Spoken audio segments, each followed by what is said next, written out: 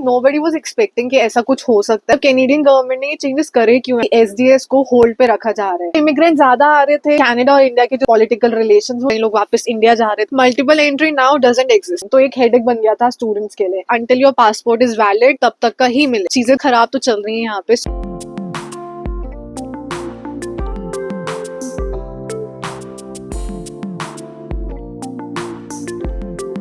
Hi guys, welcome back to my channel Sang Stories. I hope you all are doing good. So guys, आज की video में मैं बात करने वाली हूँ about a very important topic. ये न्यूज़ जो है ना आजकल बहुत ही ट्रेंडिंग चल रही है, हर कोई इसी के बारे में बात कर रहा है. So आज मैं बात करने वाली हूँ about the changes that the Canadian government has made towards the visa.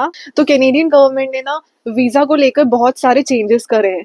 ठीक है, स्पेशली स्टूडेंट वीजा में चेंजेस हुए हैं और टूरिस्ट वीजा में चेंजेस हुए हैं. तो क्या क्या चेंजेस करे मैं उस बारे में बात करने वाली हूँ. और ये चेंजेस हुए क्यों हैं, कैनेडियन गवर्नमेंट ने ये चेंजेस करे क्यों हैं अचानक से. सो गाइस, वीजा में जो चेंजेस हुए हैं उसकी बात करने से पहले मेरे दिमाग में एक चीज आई थी कि ये चेंजेस इस टाइम पे करे क्यों. जो चेंजेस हुए हैं वो कुछ टाइम पहले ही अनाउंसमेंट हुई है उसकी. सो गाइस, ये जो वीजा चेंजेस हुए हैं ये हुए क्यों है, ये समझने के लिए ना हमें कुछ चीजें समझनी पड़ेंगी कि ऐसा कैनेडियन गवर्नमेंट ने क्यों करा है. तो 2-2.5 साल पहले जब हम यहाँ पे आए थे तब बहुत सारी जॉब अपॉर्चुनिटीज थी. जॉब हम अप्लाई करते थे, मिल जाती थी इमीडिएटली. ठीक है, चाहे वो पार्ट टाइम जॉब हो, सर्वाइवल जॉब हो या अपनी फील्ड की जॉब हो. कंपेयर टू नाउ जो प्रेजेंट सिनेरियो है, जॉब्स बहुत कम हो गई हैं एंड इसकी वजह से अनएम्प्लॉयमेंट लेवल इन कनाडा बहुत ज्यादा बढ़ गया है. नेक्स्ट, अगर हम ग्रोसरी के प्राइसेस कंपेयर करें तो जब हम यहाँ पर आए थे 2-2.5 साल पहले, ग्रोसरी प्राइसेस तब जो थे और अब जो है उसमें जमीन आसमान का फर्क है. कुछ 20-25% का फर्क है. ग्रोसरी प्राइसेस एक्सपेंसिव हो गए हैं. अभी रेंटल्स काफी बढ़ गए हैं. रेट ऑफ इंटरेस्ट भी बढ़ गया था, अब थोड़ा सा स्लाइटली कम आ रहा है लेकिन वो भी बढ़ गया था. और इसकी रीजन ये सारी चीजें, इकोनॉमी जो उल्टी सीधी होगी, डिफरेंट होगी, इसका रीजन यही है कि बहुत सारे इमिग्रेंट्स आ रहे थे. सो इमिग्रेंट ज्यादा आ रहे थे तो फॉर एग्जाम्पल अगर 10 घर है और 20 इमिग्रेंट्स आ रहे हैं तो डेफिनेटली ना 10 जो घर बेचने वाले हैं, रेंट पे देने वाले हैं, वो अपने घरों के प्राइसेस बढ़ा लेंगे. ठीक है, तो ऐसे करते करते चीजें एक्सपेंसिव हो. सिमिलरली जॉब्स में भी था, अगर 20 लोग हैं अप्लाई करने के लिए फॉर 10 जॉब्स, 10 लोग तो फिर अनएम्प्लॉयड हो गए ना. तो ऐसी जॉब्स अब बहुत कम हो गई है and that's why unemployment level भी बढ़ गया है. सो इस वजह से डिमांड एंड सप्लाई गैप भी बहुत ज्यादा हो गया था. So this can be one of the reasons कि वीजा चेंजेस करे गए एंड कनाडा गवर्नमेंट थॉट कि हमें इकोनॉमी को बेटर करने के लिए वीजा कट डाउन करना पड़ेगा एंड इसलिए स्टूडेंट वीजा पे कट डाउन करा है. जो सेकेंड रीजन हो सकता है वो ये है कि आजकल हम सबको पता है, न्यूज में यही चल रहा है कि कनाडा और इंडिया के जो रिलेशंस है, पॉलिटिकल रिलेशंस, वो थोड़े ठीक ठाक नहीं चल रहे, ऊपर नीचे चल रहे हैं. So this might be another reason जिसकी वजह से वीजा चेंजेस करे गए हो. वैसे तो काफी कंट्रीज के स्टूडेंट यहाँ पर आते हैं थ्रू स्टूडेंट वीजा, बट ऐसा बोला जा रहा है कि इंडिया से काफी स्टूडेंट्स यहाँ पे कनाडा आ रहे थे and this might be a reason क्योंकि इंडिया और कनाडा के रिलेशंस ठीक नहीं चल रहे हैं कि इसलिए student visa and tourist visa में कट डाउन कर दिया होगा. But again these are just assumptions and humours, तो हमें नहीं पता कि एक्चुअल रीजन क्या है जिसकी वजह से ये डिसीजन लिया गया. बट डिसीजन तो ले लिया गया and this is what it is. तो अब coming to the next point कि जो वीजा चेंजेस करे गए हैं वो क्या करे गए, हम उसके बारे में बात करेंगे अब. सो 2 टाइप के वीजा पे चेंजेस करे गए हैं. जो फर्स्ट है वो है एसडीएस. काफी स्टूडेंट्स को ये पता होगा. एसडीएस का फुल फॉर्म होता है स्टूडेंट डायरेक्ट स्ट्रीम. तो गाइज, एसडीएस को समझने के लिए ना थोड़ा सा पीछे चलना पड़ेगा हमें. एसडीएस आने से पहले ना नॉर्मल स्टूडेंट वीजा मिलता था जहां पर ना बहुत सारे तामझाम होते थे, बहुत सारी फॉर्मेलिटीज होती थी और बहुत टाइम कंज्यूमिंग प्रोसेस होता था. पहले आपको यूनिवर्सिटी में अप्लाई करना पड़ता था एंड उसके बाद एन नंबर ऑफ डॉक्यूमेंट्स आपको जनरेट करने पड़ते थे, दिखाने पड़ते थे to visa office and it use to take a lot of time. तो एक हेडेक बन गया था स्टूडेंट्स के लिए. सो कनाडा ने कुछ साल पहले, आई थिंक 2018 में, एसडीएस स्टार्ट करा which is student direct stream, जिसके अंडर जो डॉक्यूमेंट्स थे वो भी काफी रिड्यूस कर दिए गए थे एंड टाइम पीरियड कम कर दिया था उसमें. अगर यूनिवर्सिटी में एडमिशन हो जाता उसके बाद वीजा अप्लाई करने के लिए इतनी दिक्कत नहीं होती थी, फटाफट हो जाता था, टाइम पीरियड काफी कम लगता था. So it was quite convenient for all the students to apply for student visa through SDS. Nobody was expecting कि ऐसा कुछ हो सकता है, बट अचानक से फ्यू डेज बैक ही न्यूज आ गई थी कि एसडीएस को होल्ड पे रखा जा रहा है.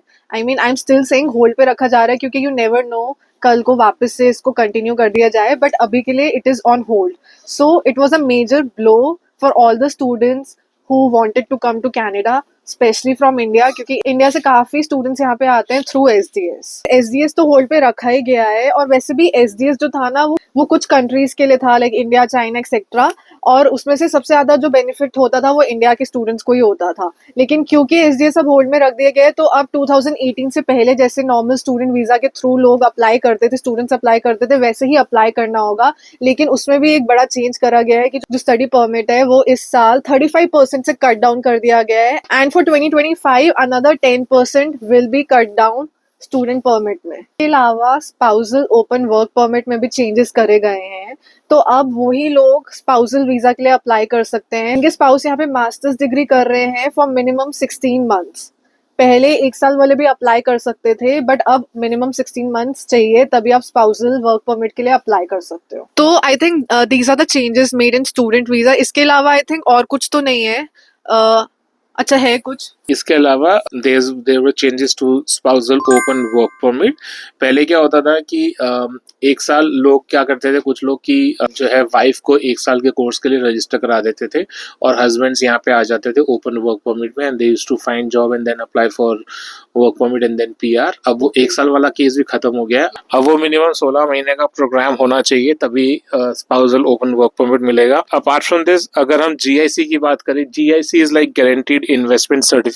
जब आप स्टूडेंट वीजा के लिए अप्लाई करते हो तो आपको जीआईसी देना होता है, जो शायद पहले $10,000 था, अब वो considering rising inflation, grocery and all of that, वो भी 10,000 को बढ़ा के अब शायद $20,635 कर दिया है।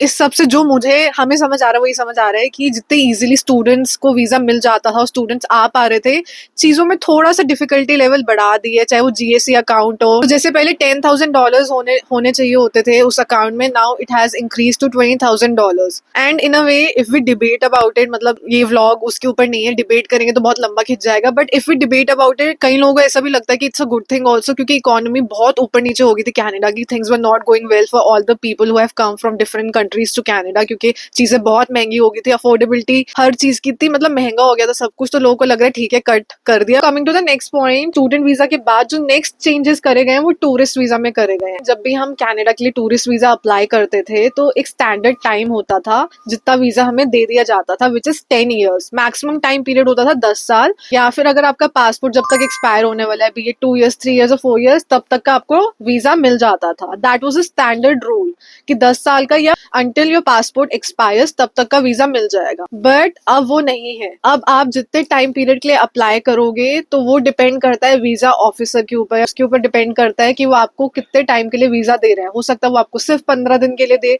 1 महीने के लिए दे, 2 महीने के लिए दे, 4 महीने, 6 महीने, 1 साल, 10 साल, what ever it is, it depends on the visa person, visa officer.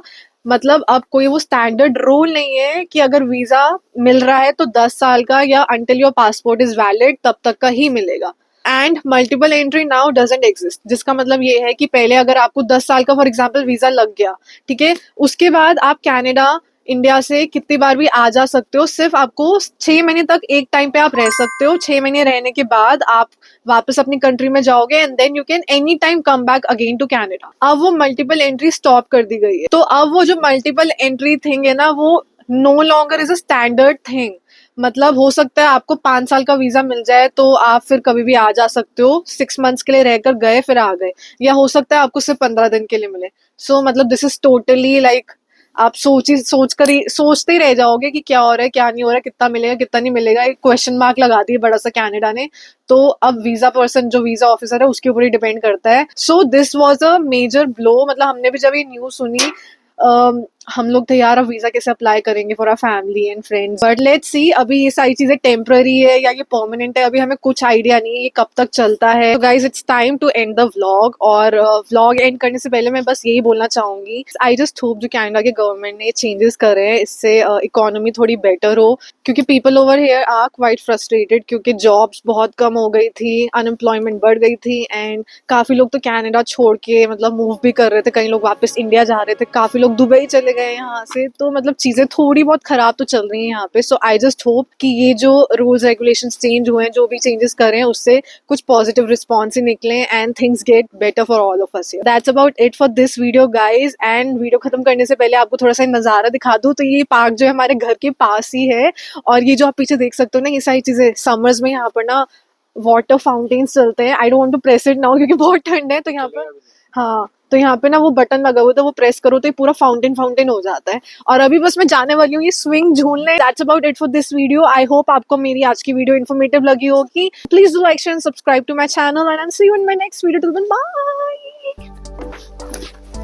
ओह ये तो पकड़ो। रुक गया गाइस, वो एक पप्पी था, उनका डॉगी था, वो भाग गया, उसके पीछे उसका ओनर भाग रहा है।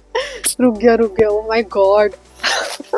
ठंड हो गई है। Okay, my hot chocolate is almost over guys. My favourite hot chocolate. So guys